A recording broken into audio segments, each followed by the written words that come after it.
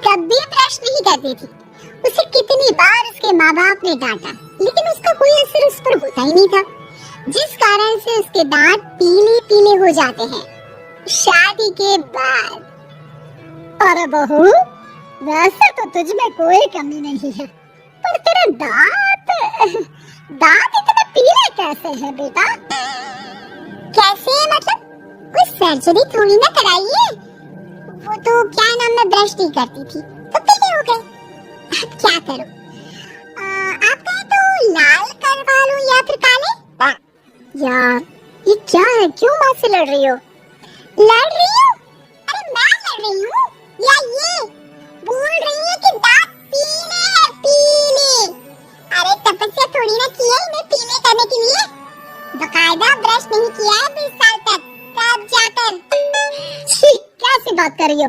ये उस वक्त तो पीले नहीं थे जब हम लोग तुम्हें देखने आए थे। अरे तब साफ करवा लिया होगा डेंटिस्ट के पास जाकर। अब देखो कैसे पीले पीले लग रहे हैं। रंजना सास की तरफ गुस्से से देखती है।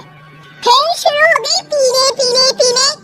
अरे पीले तो तब भी थे जब मेरे हाथ का रसगुल्ला उड़ा उड़ा कर खा रही थी और बोल रही थी, लड़की नहीं गुणों का खजाना दे रहे भाई साहब। अब वो लोग करते भी तो क्या करते, पीले दांत वाली बहू पल्ले पड़ी थी तो झेलना तो था ही। एक दिन कीर्तन में रंजना गाना गा रही थी। अरे कमला बहन, माँ का द्वार आया तो सब शुद्ध कराता है, फिर अपनी बहू को ब्रश भी नहीं कराती तुम। दूर से पीले पीले दांत भक्ति में बाधा उत्पन्न कर रहे हैं। अरे कोई 2 साल के बच्चे थोड़ी ना लेकर आई हूँ मैं बहू बनाकर, अच्छी खासी लड़की है। अरे कैसे करवाऊं ब्रश, ये तो उसे खुद करना चाहिए ना। अब माँ बाप तो इसके जैसे तैसे निपटा दिए, ये नहीं सोचा कि सास कैसे संभालेगी। सास बहू को लेकर घर आ जाती है, लेकिन सोच लेती है कि अब इसे लेकर कहीं नहीं जाएगी।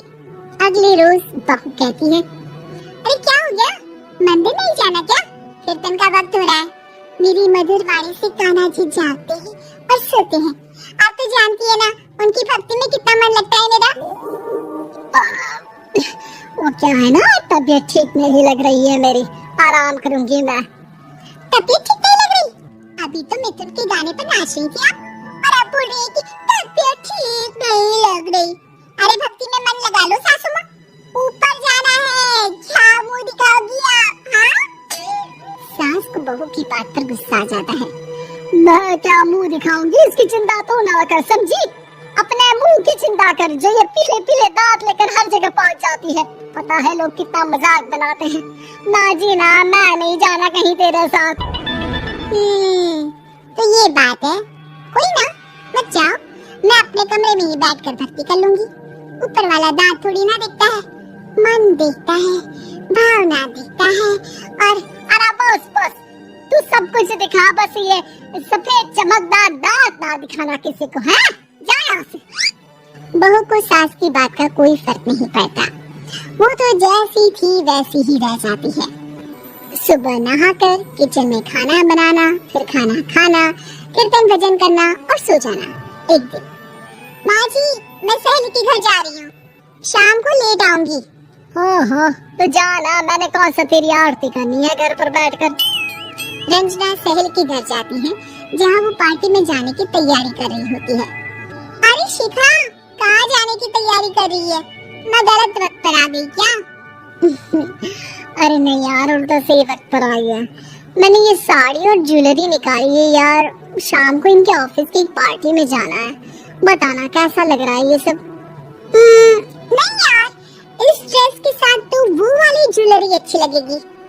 हाँ सही बोल रही है, मैंने ध्यान ही नहीं दिया। वैसे तो हमेशा से मस्त फैशन सेंस रखती है, तो बड़ा जाती होगी ना पति के साथ पार्टी में। रंजना कुछ नहीं बोलती, बस सोचती है कि यार काश ये बात सही हो जाती, पर मैं क्यों नहीं जाती पार्टी में? क्या इन लोगों की कोई पार्टी होती नहीं होगी? रंजना घर आती है और रात में पति से सवाल करती है, एक बात बताइए, आप मुझे किसी पार्टी में क्यों नहीं ले जाते? क्या आपके यहाँ ऑफिस में पार्टी नहीं होती? पति बेचारा क्या कहता कि दांत पीले हैं तुम्हारे इसलिए। अरे कोई पार्टी होती नहीं हम लोगों के ऑफिस में, तो कहाँ से लेकर जाऊं? और मार्केट, मॉल, कहीं वीकेंड घूमना, कहीं तो अरे यार सारे हफ्ते में एक छुट्टी मिलती है, तो सोचता हूँ कि आराम ही कर लूं। क्यों? रंजना मन मार के रह जाती है। पहले कभी सास के साथ मंदिर जाया करती थी, लेकिन वो भी सास ने ले जाना बंद कर दिया। घर बैठी बैठी रंजना बोर हो जाती है। तभी उसे आइडिया आता है और वो बाइक के जाने का सोचती है। सासू माँ, 2 दिनों के लिए मम्मी के घर जा रही हूँ। अच्छा ठीक है, आराम से जा। और हाँ, माँ से कुछ अच्छी आदत सीख कर आना कि कैसे शरीर के हर भाग की तरह दांतों की सफाई भी जरूरी होती है, समझी? शुरू हो गई ना? वो लोग आपकी तरह नहीं है कि छोटी छोटी बात का बतंगड़ बना दे। उन लोगों के लिए मैं मायने रखती हूँ, ना कि मेरे पीले पीले दांत।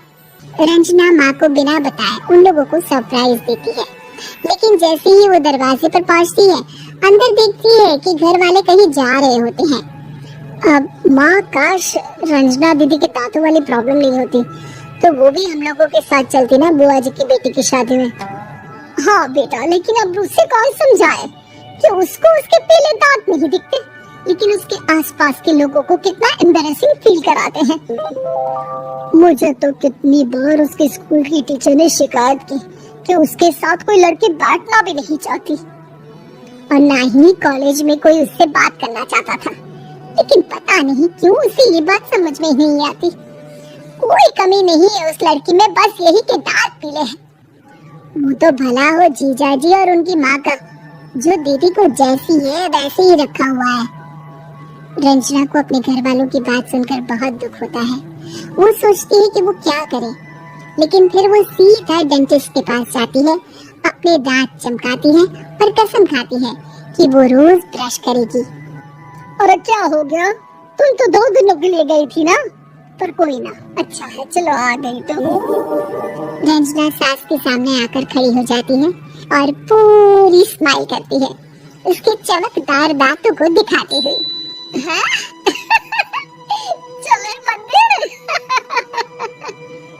माँ, मुझे माफ कर दीजिए, मैंने आप लोगों को बहुत एम्बैरेसिंग फील करवाया। मैं आज से रोज ब्रश करूंगी।